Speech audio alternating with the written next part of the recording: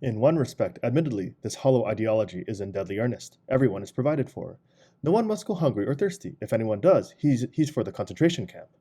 This joke from Hitler's Germany might shine forth as a maxim from above all the portals of the culture industry. With sly naivete, it presupposes the most recent characteristic of society, that it can easily find out who its supporters are. Everybody is guaranteed formal freedom.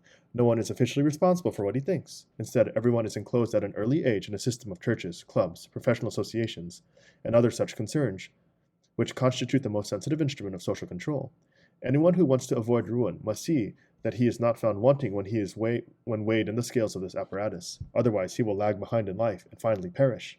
In every career, and especially in the liberal professions, expert knowledge is linked with prescribed standards of conduct.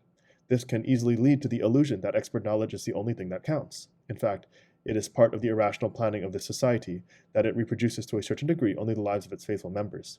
The standard of life enjoyed corresponds very closely to the degree to which classes and individuals are essentially bound up with the system. The manager can be relied upon, as can the lesser employee Dagwood, as he is in the comic pages or in real life.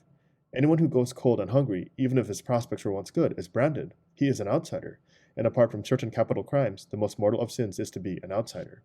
In films, he sometimes, as an exception, becomes an original, the object of maliciously indulgent humor, but usually he is the villain, and is identified as such at first appearance, long before the action really gets going, hence avoiding any suspicion that society would turn on those of goodwill. Higher up the scale, in fact, a kind of welfare state is coming into being today. In order to keep their own positions, men in top posts maintain the economy in which a highly developed technology has in principle made the masses redundant as producers.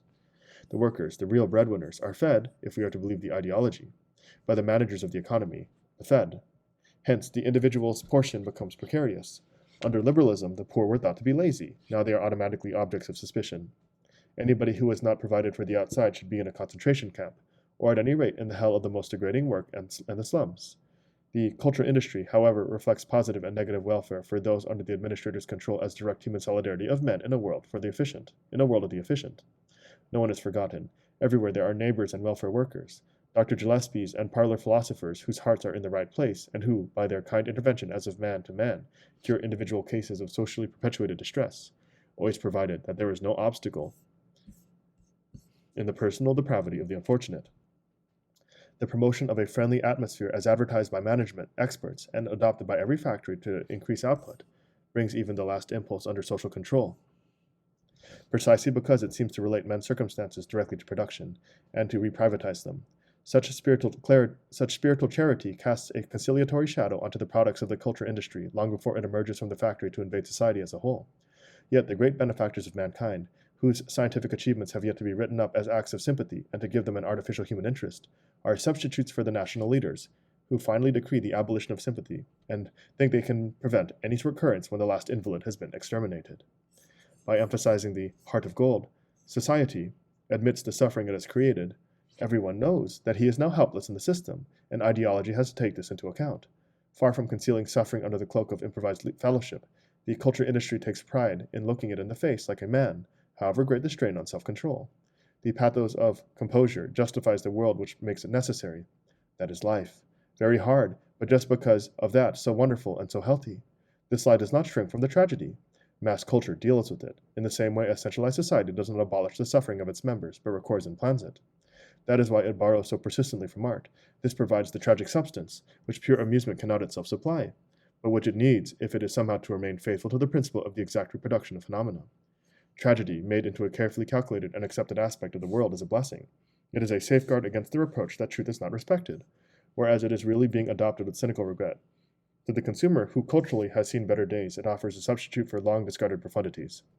It provides the regular moviegoer with the scraps of culture he must have for prestige. It comforts all with the thought that a tough, genuine human fate is still possible, and that it must at all costs be represented uncompromisingly. Life in all the aspects which ideology today sets out to duplicate shows up, all the more gloriously, powerfully, and magnificently. The more it is redolent of necessary suffering, it begins to resemble fate. Tragedy is reduced to the threat to destroy anyone who does not cooperate, whereas its paradoxical significance once lay in a hopeless resistance to mythic destiny. Tragic fate becomes just punishment, which is what the bourgeois aesthetics always tried to turn it into. The morality of mass culture is the cheap form of yesterday's children's books. In a first-class production, for example, the villainous character appears as a hysterical woman who, with presumed clinical accuracy, tries to ruin the happiness of her opposite number, who is truer to reality, and herself suffers a quite untheatrical death. So much learning is of course found only at the top. Lower down, less trouble is taken. Tragedy is made harmless without recourse to social psychology. Just as every Viennese operetta worthy of the name had to have its tragic finale in the second act, which left nothing for the third except to clear up misunderstandings, the culture industry assigns tragedy a fixed place in the routine. The well-known existence of the recipe is enough to allay any fear that there is no restraint on tragedy. The description of the dramatic formula by the housewife as getting into trouble and out again embraces the whole of mass culture from the idiotic woman's serial to the top production. Even the worst ending, which began with good intentions, confirms the order of things and corrupts the tragic force, either because the woman whose love runs counter to the laws of the game plays with her death for a brief spell of happiness, or because the sad ending in the film all the more clearly stresses the indestructibility of actual life. The tragic film becomes an institution for moral development. The masses, demoralized by their life under the pressure of the system, and who show signs of civilization, only in modes of behavior which have been forced on them and through which fury and recalcitrance show everywhere, are to be kept in order by the sight of an inexorable life and exemplary behavior.